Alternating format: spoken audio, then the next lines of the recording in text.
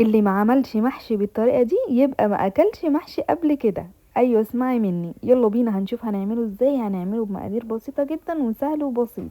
اول حاجة هنحط شوية من الزيت على معلقة كده كبيرة من السمنة. هتنزلي بقى كده بشوية بصل كده بقى حلوين. تمام كده هنشوحهم لغاية كده ما يدبل معايا ويديني كده اللون الذهبي. حطي بقى ايه، فص توم كده، وحطي معلقة من هريسة الشطة، وشوحيهم بقى مع معلقة كزبرة. هتشمي بقى ريحة مش قادرة اقولك، بيبقى خطير جدا. هنشوح كده لغاية ما نشم كده ريحة التومة في قلب البصل. وبعد كده بقى انزلي بقى بعصير الطماطم. نزلنا بقى كده بعصير الطماطم، وبعد كده بقى هنحط بقى شوية بهارات كده حلوين يحلوا بقى كده المحشي.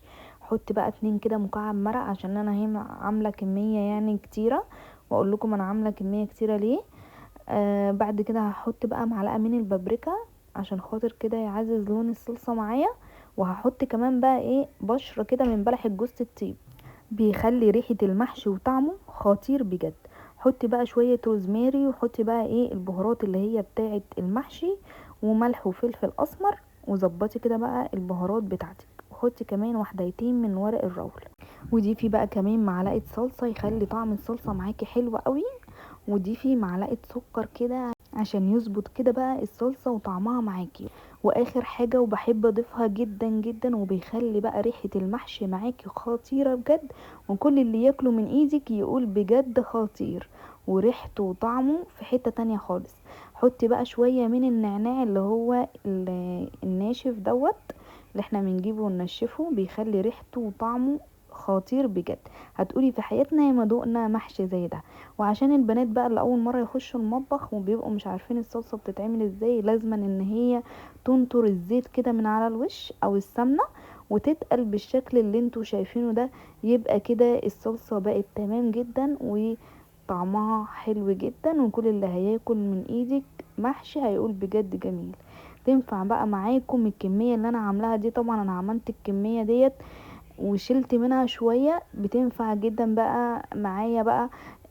لو هعوز مثلا اعمل محشي تاني، اطلع كده الصلصة وتبقى جاهزة معايا على طول. لو مثلا عايزة تعملي طواجن مثلا لحمة او كده برضو تبقى جاهزة. هحضر بقى الحلة بتاعتي او الصينية او الحاجة اللي انتوا هتعملوا فيها زي ما تحبوا. هنا بقى حطيت شوية خضرة كده بقى من تحت، وبعد كده هبدأ بقى ان انا احشي المحشي. احشي بقى بتنجان، والبتنجان اللي هو الملون دوت اللي هو خد الجميل ده، بيبقى طعمه حلو قوي في المحشي. هنحشي بقى المحشي كده، بس ايه ما تحشوش قوي عشان خاطر ايه يبقى فيه عقلة كده. سلقت اللحمة برضو جنبيه، وخدت شوية بقى من الشوربة على شوية من الصلصة اللي هي بتاعة المحشي، وضربتهم في الخلاط وسقيت بيهم بقى المحشي. واخر حاجة بحب ان انا احطها بقى في المحشي بتدي طعم خطير جدا، هي معلقة من الزبدة.